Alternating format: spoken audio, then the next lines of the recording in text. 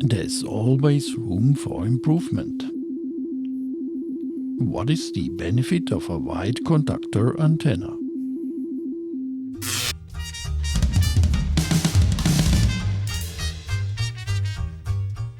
Should I make my VLF loop out of a super big conductor? I mean, much more massive than this cable. Here comes a comprehensive answer, which is a bit frustrating in one respect.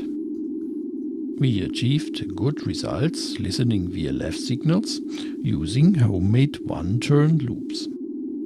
Check out our antennas and wave propagation playlist, where we are explaining their working principle and how to make them at home.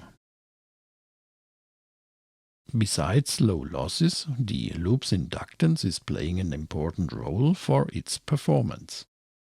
Today we are reducing it for maximum signal. Before I'm going into it, here's a quick heads up. Until December 31st, PCBWay is offering amazing discounts at their Christmas big sales. It's incredible, and there's always a lot more to discover on PCBWay's website. The 8th PCBWay project design contest is underway.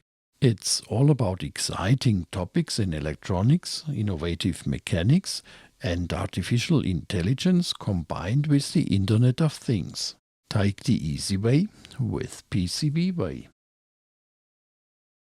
This signal is coming from a distance of more than 2000 kilometers at almost 30 dB signal-to-noise ratio. We received the Alpha navigation system and the historical electromechanical transmitter Grimeton, which was a real highlight this year. There will be a separate video about this event on Electronics Unmessed.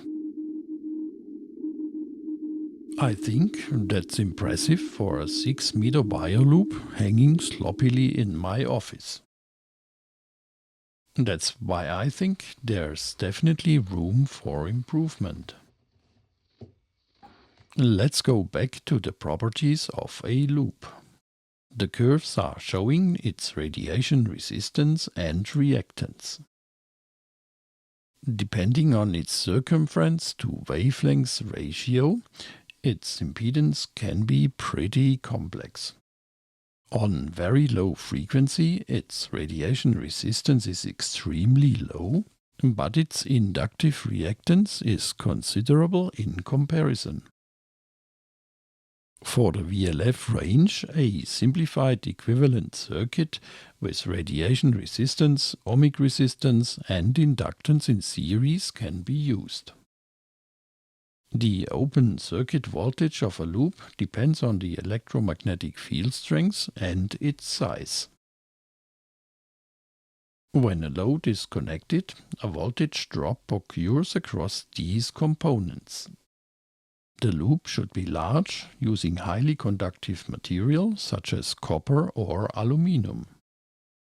Thicker material is always better, but we found that a 1 square millimeter wire is a cost-effective compromise. But what if we were able to reduce the loop's inductance to further reduce the voltage drop? Let's investigate this using an extremely wide conductor instead of wire. The measures are in centimeter to obtain the inductance of a wide conductor in nanohenry.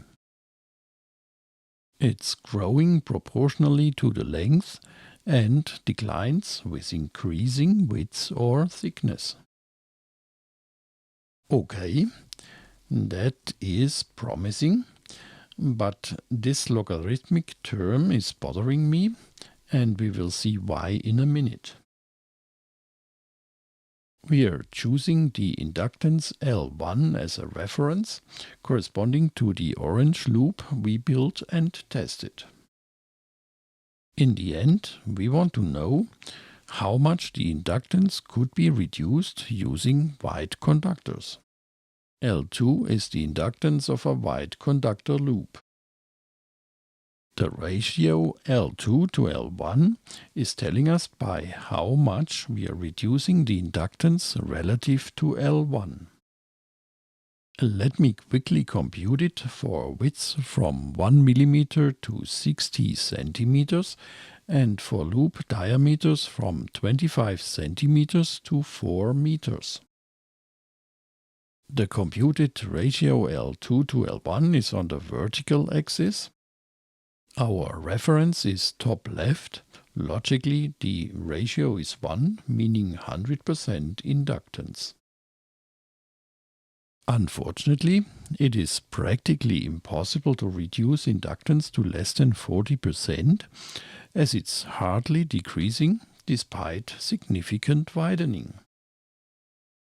Using a 25 cm wide conductor instead of a 1 mm wire, we could reduce the 6 meters loop's inductance to 42%. That's the simulated signal level for a given field strength in the range 0 to 500 kHz. The wide conductor should deliver about 5 dB more signal at 20 kHz. Not groundbreaking, but decent. A make from aluminum or steel sheet would be nice, but even aluminum foil's conductivity would be sufficient, as my calculation is showing. Planar designs are also possible. However, considering its wind load, you might rather go with a larger wire loop instead. For an indoor antenna, a wide conductor is preferable, as the diameter can be reduced a bit for the same performance. Before we spend money on white metal strips, we will conduct an experiment to confirm the principle. Since their ohmic resistance is halved when two loops are connected in parallel, one might assume that this also applies to the inductance. However, this is a theoretical minimum that is only achieved with sufficient spacing. According to my measurements, the inductance of a single loop is 8.7 microhenry. With my loops spaced 25 centimeters, it is reduced to 5.4 microhenries, corresponding to 62%. My simulation suggests a signal that is about 3 dB stronger due to the lower inductance.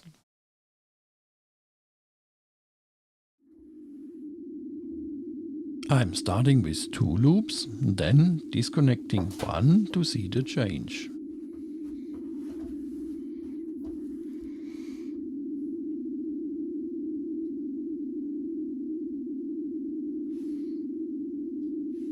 The signals on 18.3, 23.4 and 129 kHz are fluctuating a bit, but we can see clearly stronger signals with 2 loops in parallel.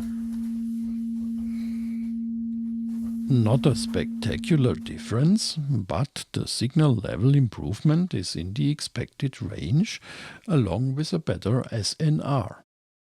In such a comparison, it's always important to look at the SNR as well, since a stronger signal may be simply caused by higher noise, which would be no advantage.